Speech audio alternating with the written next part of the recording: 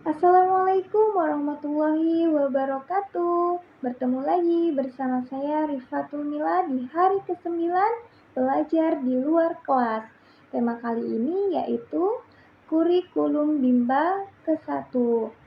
Nah, pertanyaan A mengenai cara membaca bagan kurikulum Bimba. Pertanyaan pertama, apa arti dari tanda panah yang terdapat pada bagan kurikulum Bimba? Menunjukkan tahap selanjutnya disebut dengan alur. Pertanyaan kedua, apa arti garis tebal yang terdapat pada bagan kurikulum Bimba? Yaitu menunjukkan syarat. Pertanyaan ketiga, apa arti tanda seru yang terdapat pada bagan kurikulum Bimba? Yaitu harus hati-hati, pastikan tujuan dan syarat sudah terpenuhi. Pertanyaan keempat, jelaskan bagaimana cara membaca bagan kurikulum Bimba dengan cara menggunakan paradigma dan metode Bimba. Pertanyaan kelima, apa syarat huruf simbol A, I, U, E, O? Yaitu harus menguasai huruf verbal A, I, U, E, O. Keenam, apa syarat modul baca 1A? Yaitu dikte 4 huruf verbal kembar, huruf simbol A, I, U, E, O, dan huruf verbal B, D, G, K, M, P, S, Y. Ketujuh, apa syarat modul baca 1B? Yaitu dikte 4 huruf verbal sederhana dan huruf verbal J, L, N, T, R, C, dan baca 1A. Pertanyaan ke-8, apa syarat modul dikte 4 huruf verbal sederhana? Yaitu 4 huruf verbal sederhana dan dikte 4 huruf verbal kembar.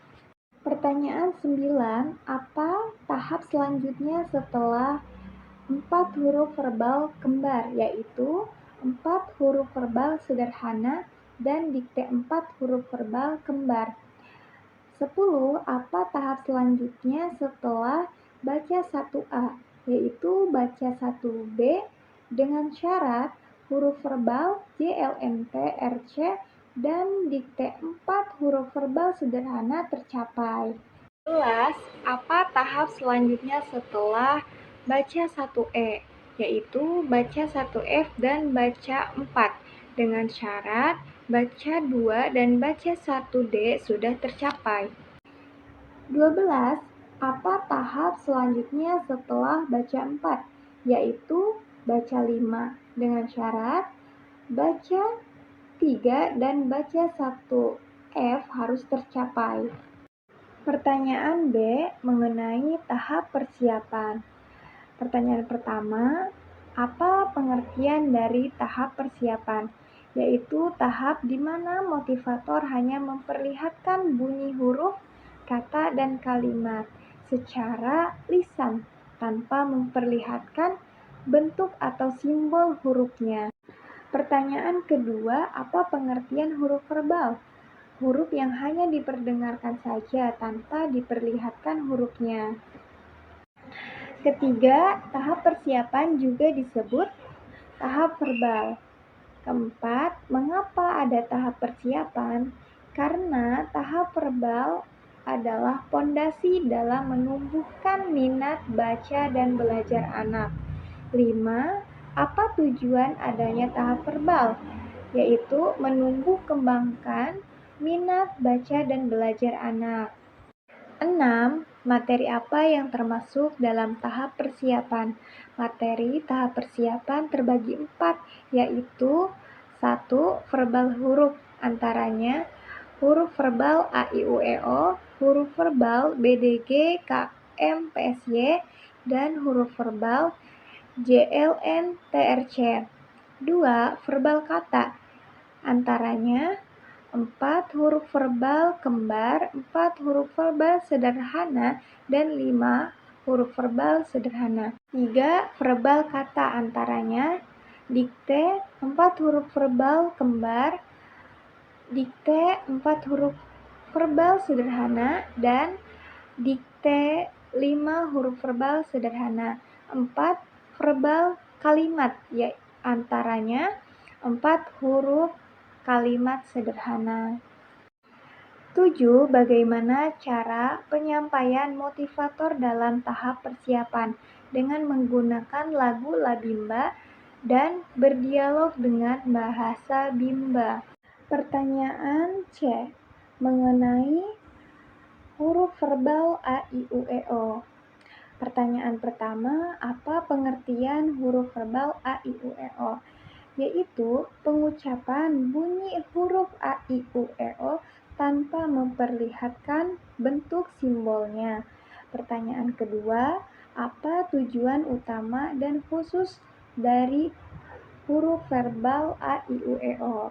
Tujuan utamanya, anak menyukai kegiatan bermain huruf verbal A, I, U, E, O. Dan tujuan khususnya, anak terampil dalam mengucapkan bunyi huruf A, I, U, E, O. Pertanyaan ketiga, bagaimana cara motivator mengenalkan huruf verbal A, I, U, E, O?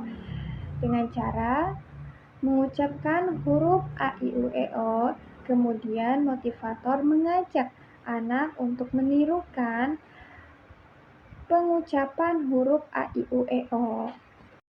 Pertanyaan D, mengenai huruf verbal B, D, G, K, M, P, S, Y. Pertanyaan pertama, apa pengertian dari huruf verbal B, D, G, K, M, P, S, Y? Yaitu mengucapkan bunyi huruf B, D, G, K, M, P, S, Y tanpa memperlihatkan bentuk hurufnya. Pertanyaan kedua, apa tujuan utama dan khusus huruf verbal B, D, G, K, M, P, S, Y? Yaitu tujuan utamanya agar anak menyukai kegiatan bermain huruf verbal B, D, G, K, M, P, S, Y. Tujuan khususnya agar anak terampil mengucapkan bunyi huruf B, D, G, K, M, P, S, Y dengan benar. Pertanyaan E, mengenai huruf verbal J, L, N, T, R, C. Pertanyaan pertama, apa pengertian dari huruf verbal J, L, N, T, R, C? Yaitu pengucapan bunyi huruf J, L, N, T, R, C tanpa memperlihatkan bentuk simbolnya. Pertanyaan kedua, apa tujuan utama dan tujuan khusus huruf verbal J, L, N, T, R, C? Yaitu tujuan utamanya agar anak menyukai kegiatan bermain huruf verbal J, L, N, T, R, C. Tujuan khususnya, anak terampil mengucapkan bunyi huruf J, L, N, T, R, C. Pertanyaan ketiga, bagaimana cara motivator mengenalkan huruf verbal J, L, N, T, R, C? Yaitu terlebih dahulu motivator mencontohkan mengucapkan huruf J, L, N, T, R, C secara perlahan-lahan dan berulang-ulang melalui lagu J, L, N, T, R, C dengan cara menyenangkan.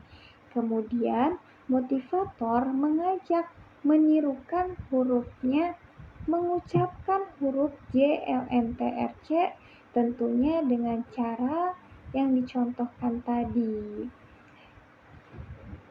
Pertanyaan F mengenai huruf verbal ABC. Pertanyaan pertama, apa pengertian dari huruf verbal ABC? Mengucapkan bunyi huruf-huruf ABC tanpa memperlihatkan simbol hurufnya. Pertanyaan kedua, apa tujuan utama dan khusus huruf verbal ABC? Tujuan utamanya agar anak menyukai kegiatan bermain huruf verbal ABC. Tujuan khususnya, anak terampil mengucapkan huruf-huruf ABC. Pertanyaan ketiga, bagaimana cara motivator mengenalkan huruf verbal ABC? Yaitu Motivator mencontohkan cara mengucapkan huruf-huruf ABC dengan cara bernyanyi dan menyenangkan. Kemudian, motivator mengajak menirukan huruf-huruf dengan cara bernyanyi, tentunya dengan cara menyenangkan.